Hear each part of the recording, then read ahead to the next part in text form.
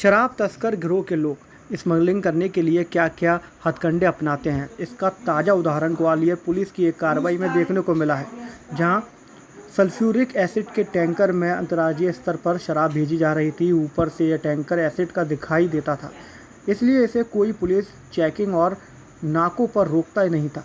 लेकिन जब इस कारोबार से ही जुड़े किसी व्यक्ति ने पुलिस को टैंकर की शक्ल में शराब ढोने जाने की टिप दी तो पुलिस के कान खड़े हो गए।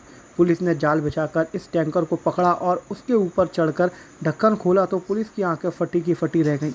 टैंकर के भीतर लगभग 52 लाख रुपए कीमत की 702 पेटी मीडियम और हाई स्टैंडर्ड की शराब भरी पड़ी थी। इसमें कुछ बियर की पेटियां भी थीं। टैंकर की कीमत 55 लाख बताई गई है। पुलिस ने इस सिलसिले में बाढ़ में राजस्थान के रहने वाले अचल आराम को गिरफ्तार किया है। उससे पूछताछ की जा रही है।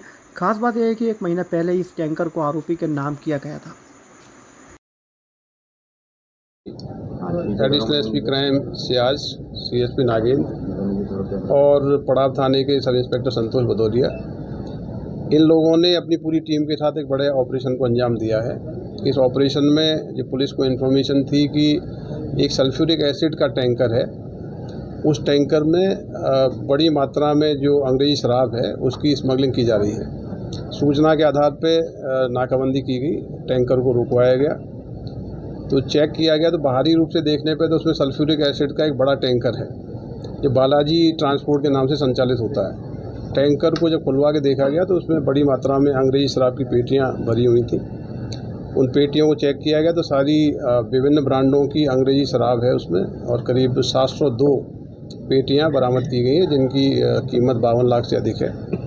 टैंकर जो है सल्फ्यूरिक एसिड के नाम पर संचालित हो रहा है, उसका जो मालिक है ये बाड़मेर का रहने वाला अचला राज जाट है जो इसी के नाम से टैंकर है।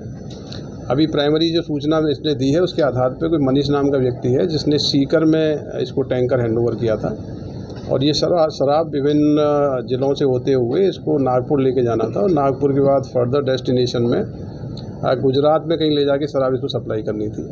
तो अभी शराब जब्त की गई है और इसकी गिरफ्तारी की गई है।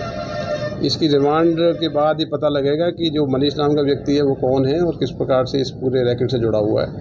तो ये अंतर्राज्यीय रैकेट है जो इस प्रकार से टैंकर के अंदर, सल्फ्यूरिक टैंकर के अंदर शराब की पेटियों की स्मगलिंग की जा रही थी।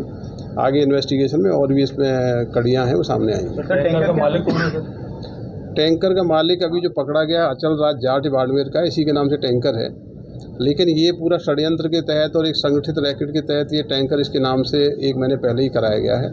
मुझे लगता है इसमें कई लोग इन्वॉल्व होंगे और टैंकर इसके नाम से इसलिए भी कराया गया होगा कि यदि गिरफ्तारी होती है, पकड़े जाते हैं तो जो वाहन मालिक है, वाहन मालिक के रूप में यही सामने आए। टैंकर पर ट्रांसपोर्ट कंपनी का नाम लिखा हुआ था, उससे कुछ पूछताछ? वो बालाजी ट्रांसपोर्ट कंपनी भी छदम हो सकती है कुछ, जिस प्रकार से ये टैंकर का हुलिया इन्होंने बनाया है।